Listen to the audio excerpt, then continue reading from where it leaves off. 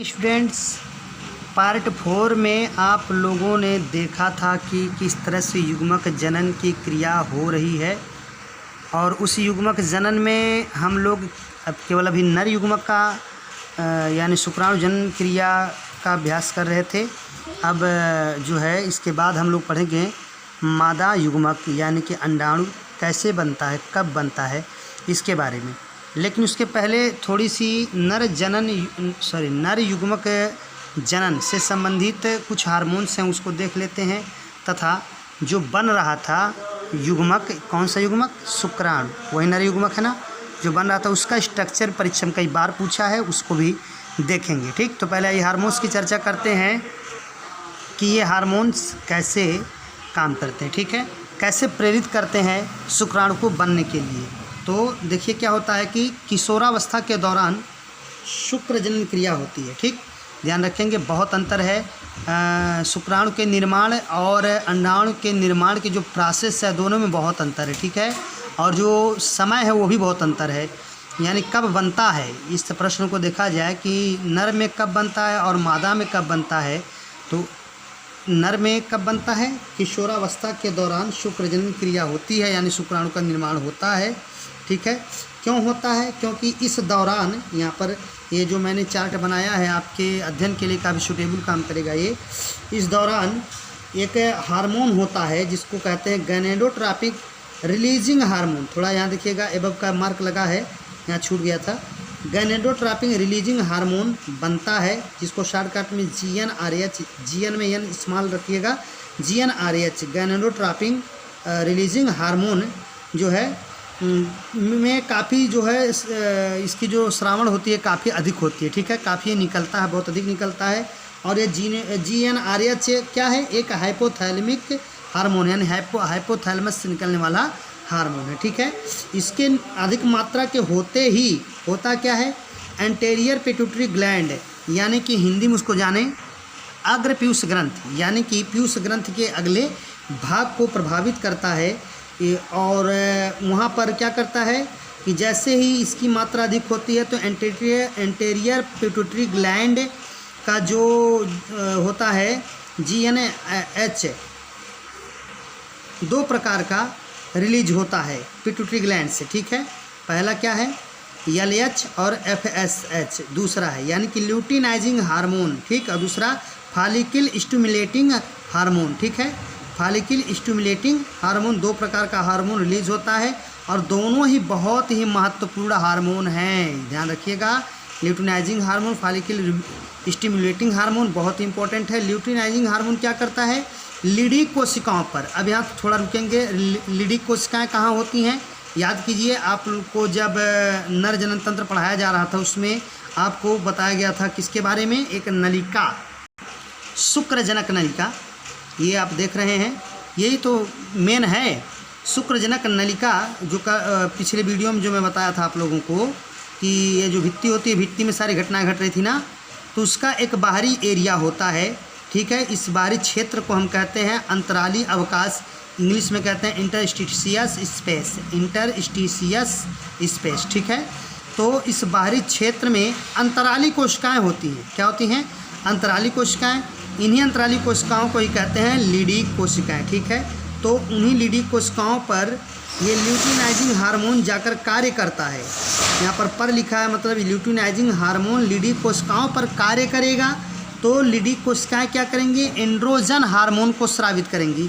ठीक, अब जैसे ही एंड्रोजन हार्मोन स्रावित होता है, बस यही हार्मोन शुक्राणु जनन की प्रक्रिया को उद्दीपित करता है, यानी प्रेरित करता है कि शुक्राणु जनन होवे, मीन्स शुक्राणु बने। ठीक है, तो शुक्राणु बनने के लिए कौन सा हार्मोन जिम्मेदार है? Androgen hormone. ये इधर ल्यूटिनाइजिंग हार्मोन है। तो अगर ल्यूटिनाइजिंग नहीं होता तो लीडी कोशिकाओं पर कार्य नहीं होता, लीडी कोशिकाओं पर कार्य नहीं होता तो एंड्रोजन हार्मोन नहीं होता, एंड्रोजन हार्मोन नहीं होता, शुक्राणु नहीं बनता, मतलब शुक्राणु जनन क्रिया नहीं होती। तो ये तो हुई पिट्यूटरी ग्लैंड से निकलने वाली LH की बात। अब बात करेंगे FSH की, फॉलिकल स्टिमुलेटिंग हार्मोन का क्या कार्य है। यह सर्टोली कोशिकाओं पर कार्य करता है। याद करिए पिछले वीडियो में सर्टोली कोशिकाओं का चर्चा किया गया है। सर्टोली कोशिकाओं पर ये इस तरह का कार्य करता है कि आपको बताया गया था कि सर्टोली कोशिकाओं से ही जाकर शुक्राणु चिपक जाता है, तो वहाँ से पोषण प्राप्त करता है, तो उसके पोषण आदि कार्य में यह हार्मोन जाकर कार्य करता है सर्टोली कोशिकाओं के लिए। ठीक है, तो ये था हार्मोन जो है शुक्राणु जनन क्रिया में महत्वपूर्ण हार्मोन्स के नाम थे, तो इसको जाने रहिए। ठीक, अब जो शुक्राणु बन चुका है उसके स्ट्रक्चर के बारे में हम लोग सीखते हैं। तो स्टूडेंट्स, जैसा कि चित्र में आप देख रहे हैं बिल्कुल ऐसे ही होता है स्पर्म। तो आइए जानते हैं इसके स्ट्रक्चर के बारे में। चूँकि स्पर्म एक सेल है, एक कोशिका स्पर्म भी होती है, आपको पता ही है, और अगुणित कोशिका होती है, एन टाइप कोशिका होती है। ठीक है, एन टाइप यानी अगुणित। ठीक है, तो कोई भी कोशिका जरूर उसमें प्लाज्मा मेम्ब्रेन होगा, यानी कोशिका झिल्ली या जीवकला होगी। देखिए आप देख रहे हैं चारों तरफ का ये आवृत्त, इसका जो ये दिख रहा है आपको, यही क्या है, प्लाज्मा मेम्ब्रेन है, जिसको मैंने एक जगह से दिखा दिया। ठीक है, और कोई भी शुक्राणु जो होता है वह है 4 भाग में बटा होता है। ठीक, आप देख सकते हैं ये इतना भाग इसका हेड पार्ट है, शीर्ष भाग है हिंदी में। ये इतना जो धंसा हुआ पार्ट इसका नेक पार्ट है। उसके बाद ये इतना भाग आप देख रहे हैं मिडिल पीस है या मध्य भाग है। उसके बाद पुच्छ भाग यानी टेल इसका शुरू हो जाता है। ठीक है, अब इन सब का अपना बहुत महत्वपूर्ण कार्य है। जैसे अगर हेड पार्ट की बात करें तो हेड पार्ट में भी मुख्य 2 भाग हैं, एक एक्रोसोम, एक केंद्रक भाग। ठीक है, तो एक्रोसोम में क्या होते हैं, एंजाइम से होते हैं, और वो एंजाइम क्या करते हैं, अंडाणु के साथ निषेचन करने में मदद करते हैं। ठीक है, जब शुक्राणु अंडाणु के पास पहुंचता है तो इसमें से एंजाइम निकलकर अंडाणु को तोड़कर अंदर जाने का कार्य करते हैं। ये जब निषेचन पढ़ाया जाएगा तो वहाँ पर फिर इसकी चर्चा होगी, याद रखिएगा। ठीक है, दूसरा इसका है केंद्रक। केंद्रक जो होता है इसका हेप्लॉइड केंद्रक होता है, पहले ही बताया गया, पूरी कोशिका हेप्लॉइड होती है। ठीक है, किसी भी कोशिका का हेप्लॉइड डिप्लॉइड केंद्र से निर्धारित किया जाता है फिलहाल। ठीक है, हेप्लॉइड मतलब अगुणित। ठीक है ना, उसका एक गर्दन है। ठीक, उसके बाद आप देख रहे हैं मिडिल पीस। मिडिल पीस में बहुत सारी कई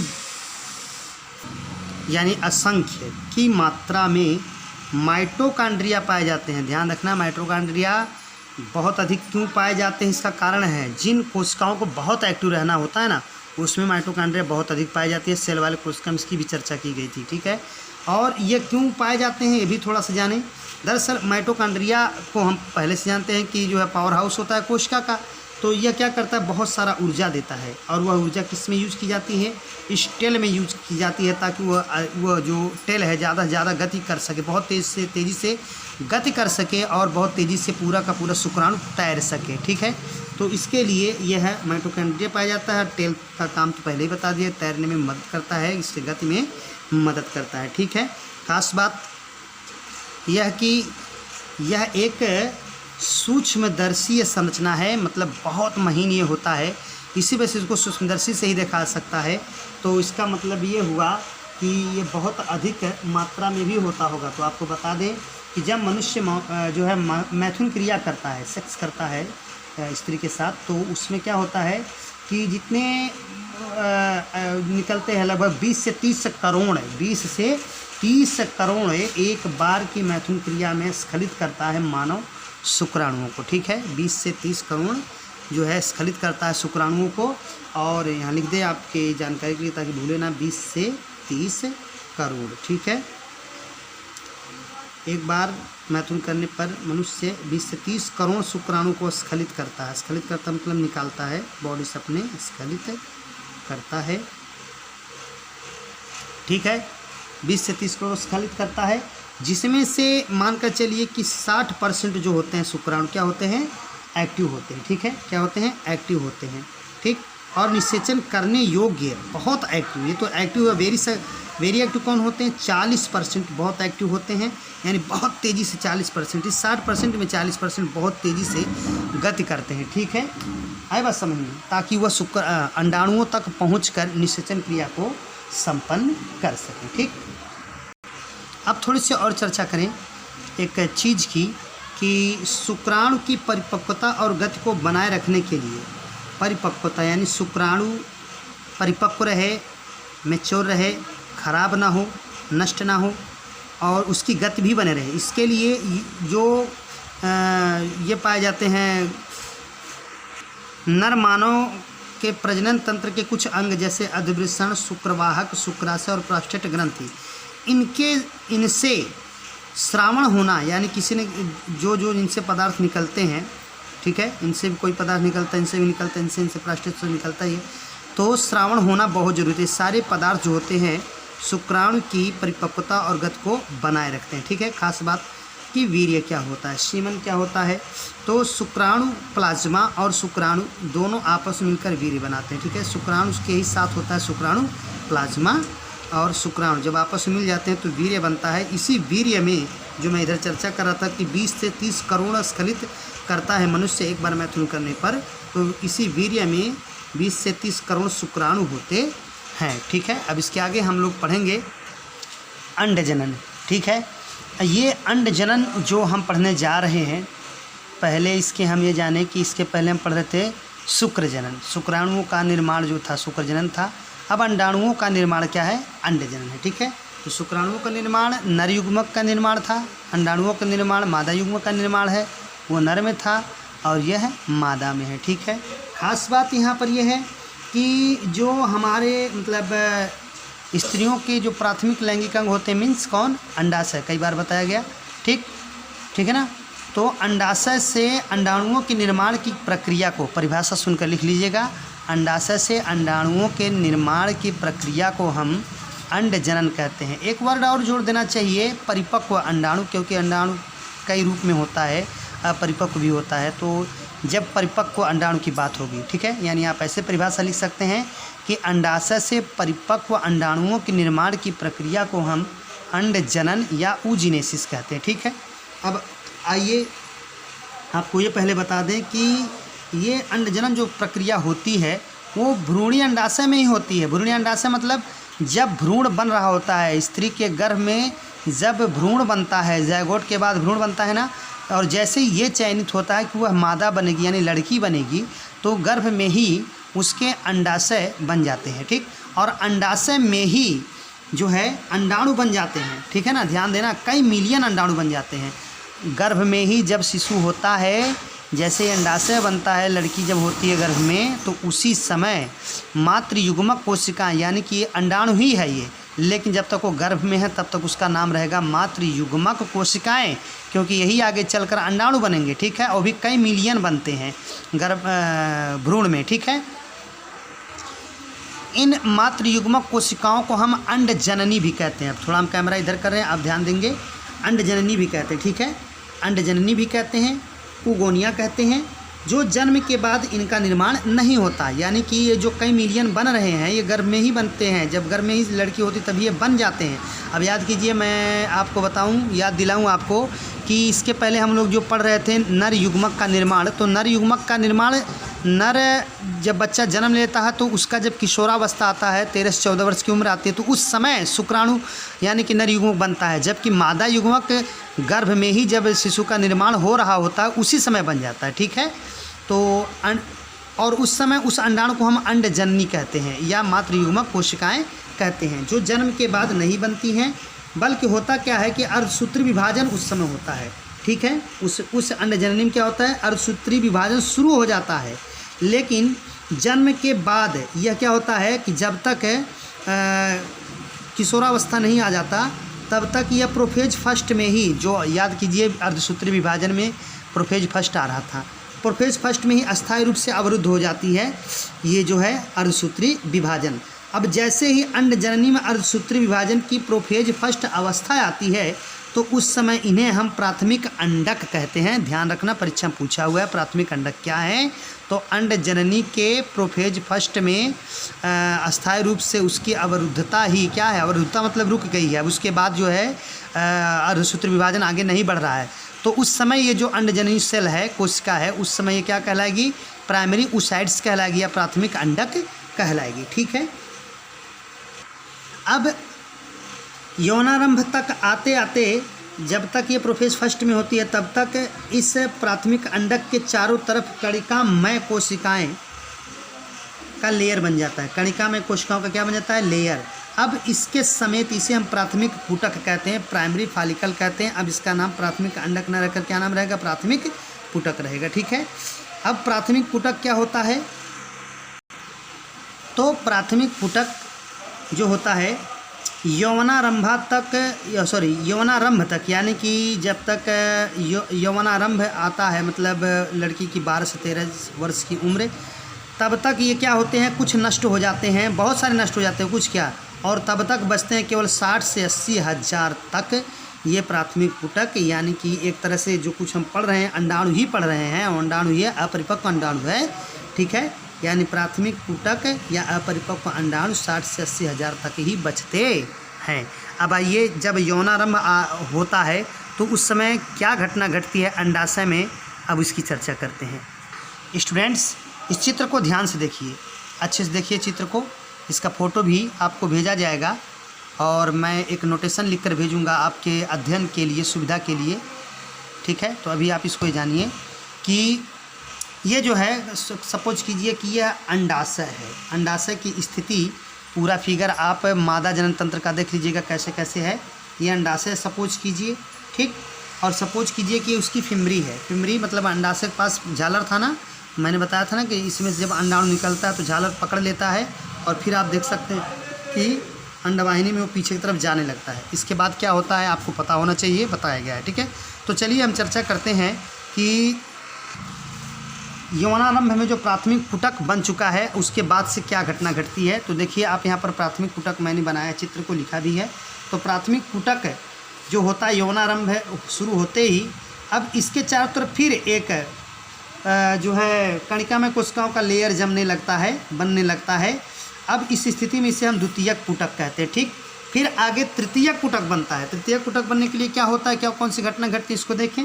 तृतीयक पुटक में फिर लेयर पर लेयर बनने लगता है उन्हीं कणिका में कोशिकाओं का, तब इसे हम तृतीयक पुटक कहते हैं। और एक खास बात, यहाँ पर एक तरल पदार्थ से भरा हुआ एक रचना और बन जाती है जिसे हम एट्रम कहते हैं। यह है इस अंडाणु के निर्माण की पूरी प्रोसेस में एक विशेष व्यवस्था है। ठीक है, चलिए, एक विशेष अलग पहचान है इसकी, आगे बेस वगैरह जब आप करने जाएंगे तो आगे चर्चा होगी। बहुत यहाँ पर वो नहीं है, आप इसे इग्नोर भी कर सकते हैं।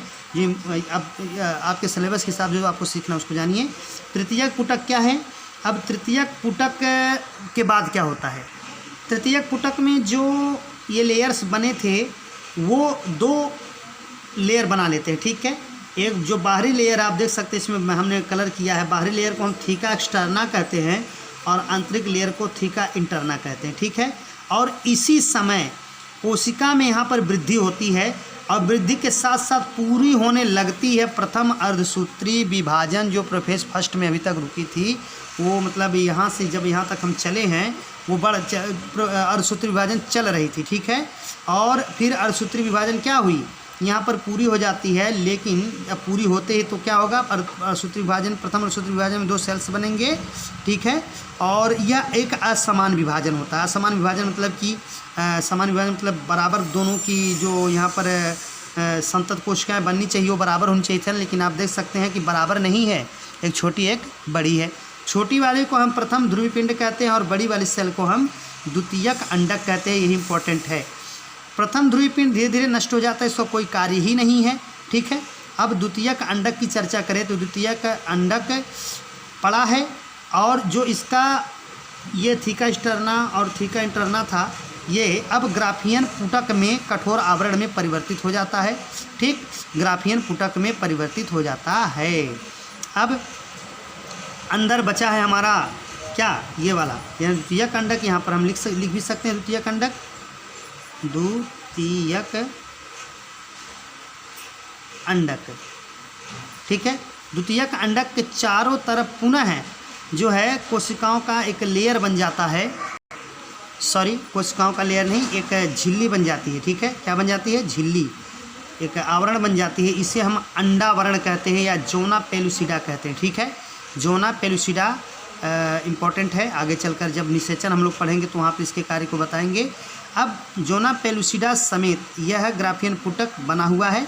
अब क्या होता है अगली घटना कि ग्राफियन पुटक अब फटता है, ग्राफियन पुटक अब फटता है तथा जो द्वितीयक अंडक है, यहाँ पर हम ऐसे तीर मार दें, ये जो द्वितीयक अंडक को क्या होता है, रिलीज होता है, फ्री होता है, मुक्त होता है, मोचित होता है। इसी घटना को हम अंडोत्सर्ग कहते हैं। Very important, very very very important, ठीक है, याद कर लीजिएगा। ओव्यूलेशन, अंडोत्सर्ग क्या है, ग्राफियन पुटक का फटकर द्वितीयक अंडक का मुक्त होना या द्वितीयक अंडक का जो है मोचित होना क्या कहलाता है, अंडोत्सर्ग कहलाता है, यानी कि अंडे का निकलना एक तरह से। अब ये परिपक्व हो गया है, यही अंडाणु है। द्वितीयक अंडक ही क्या है, अंडाणु है। अब इसके बाद आप देख रहे हैं कि मैंने यहाँ पर जानबूझकर बनाया था कि अब यहीं से ये निकल कर फिमरी में आएगा, और फिमरी में आएगा तो फिमरी, और एक बार मोटा मैंने मादा जनतंत्र में बताया था, फिमरी क्या करता है, इसको तुरंत कैप्चर कर लेगा, इस अंडाणु को क्या कर लेगा, पकड़ लेगा द्वितीयक अंडक को, और ले जाएगा कहाँ, फिर अंडवाहिनी में। ठीक, अब इसके बाद जब अंडवाहिनी में जाएगा तो आप लोग समझ सकते हैं कि हम किधर बढ़ रहे हैं। जी हाँ, अब हम निषेचन की ओर बढ़ रहे हैं, जो आपको नेक्स्ट वीडियो में बताएंगे। ठीक है, थैंक यू।